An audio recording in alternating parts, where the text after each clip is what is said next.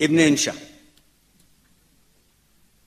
ایک بڑے میاں جنہوں نے اپنی زندگی میں بہت کچھ کمایا بنایا تھا، آخر بیمار ہوئے، مرض الموت میں گرفتار ہوئے. ان کو اور تو کچھ نہیں، فکر تو یہ تھی کہ ان کے 5 بیٹوں کی آپس میں نہیں بنتی تھی، گاڑی کیا پتلی بھی نہیں چلتی تھی، لڑتے رہتے تھے، کبھی کسی بات پر اتفاق نہ ہوتا تھا. حالانکہ اتفاق میں بڑی برکت ہے. آخر انہوں نے بیٹوں پر اتحاد اور اتفاق کی خوبیاں واضح کرنے کے لیے ایک ترکیب سوچی. ان کو اپنے پاس بلایا اور کہا دیکھو اب میں کوئی دم کا مہمان ہوں، سب جا کر ایک ایک لکڑی لاؤ. ایک نے کہا لکڑی؟ آپ لکڑیوں کا کیا کریں گے؟ دوسرے نے کہا بڑے میاں کا دماغ خراب ہو گیا. تیسرے نے کہا لکڑی نہیں، شاید ککڑی کہہ رہے ہوں، ککڑی کھانے کو جی چاہتا ہوگا. تیسرے نے کہا نہیں کچھ سردی ہے، شاید آگ جلانے کو لکڑیاں منگاتے ہوں گے. چوتھے نے کہا باؤ جی کوئلے لے آئیں. پانچویں نے کہا نہیں میں اپلے لاتا ہوں، وہ زیادہ اچھے رہیں گے. باپ نے کراتے ہوئے کہا نالائقو، جو میں کہتا ہوں وہ کرو، کہیں سے لکڑیاں لاؤ جنگل سے. ایک بیٹے نے کہا یہ بھی اچھی رہی، جنگلیاں کہاں، اور محکمہ جنگلات والے لکڑی کہاں کاٹنے دیتے ہیں. دوسرے نے کہا اپنے آپے میں نہیں ہے بابو جی، کچھ بک رہے ہیں جنوں میں کیا کیا کچھ. تیسرے نے کہا بھائی لکڑیوں والی بات تو اپن کی سمجھ میں نہیں آئی. چوتھے نے کہا بڑے میاں نے عمر بھر میں ایک ہی تو خواہش کی ہے، اسے پورا کرنے میں کیا حرج ہے. پانچویں نے کہا اچھا میں جاتا ہوں، ٹال پر سے لکڑیاں لے آتا ہوں.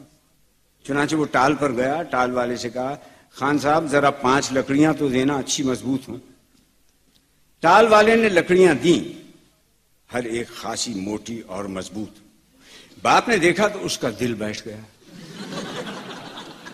یہ بتانا بھی خلاف مصلحت تھا کہ لکڑیاں کیوں منگائی ہیں اور اس سے کیا اخلاقی نتیجہ نکالنا مقصود ہے.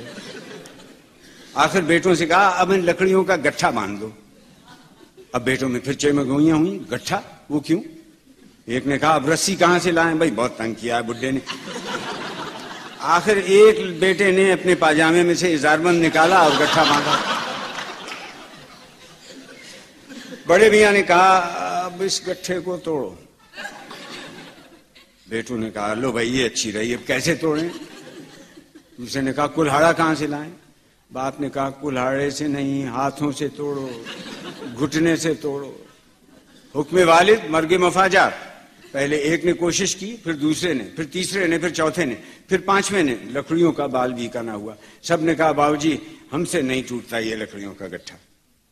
باپ نے کہا اچھا اب ان لکڑیوں کو الگ الگ کر دو، ان کی رسی کھول دو. ایک نے جل کر کہا رسی کہاں ہے، میرا ازار بند ہے، اگر آپ کو کھلوانا تھا تو گٹھا بندوایا کیوں تھا؟ لاؤ بھائی کوئی پینسل دینا، میں ازار بند ڈالوں پاجامے میں. باپ نے بزرگانہ شفقت سے اس کی بات کو نظر انداز کرتے ہوئے کہا اچھا اب ان لکڑیوں کو توڑو، ایک ایک کر کے توڑو. لکڑیاں چونکہ موٹی اور مضبوط تھیں، بہت کوشش کی گئی، کسی سے نہ ٹوٹی. آخر میں بڑے بھائی کی باری تھی، اس نے ایک لکڑی پر گھٹنے کا پورا زور ڈالا اور تڑاک کی آواز آئی. باپ نے نصیحت کرنے کے لیے آنکھیں یکدم کھول دیں. کیا دیکھتا ہے کہ بڑا بیٹا بے ہوش پڑا ہے، لکڑی سلامت پڑی ہے، آواز بیٹے کے گھٹنے کی ہڈی ٹوٹنے کی تھی.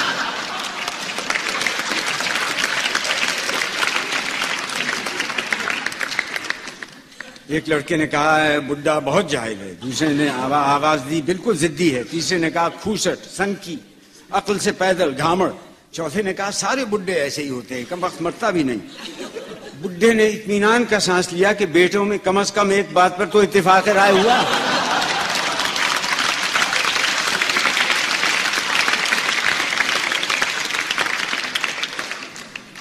اس نے آنکھیں بند کی اور نہایت سکون سے جان دے دی.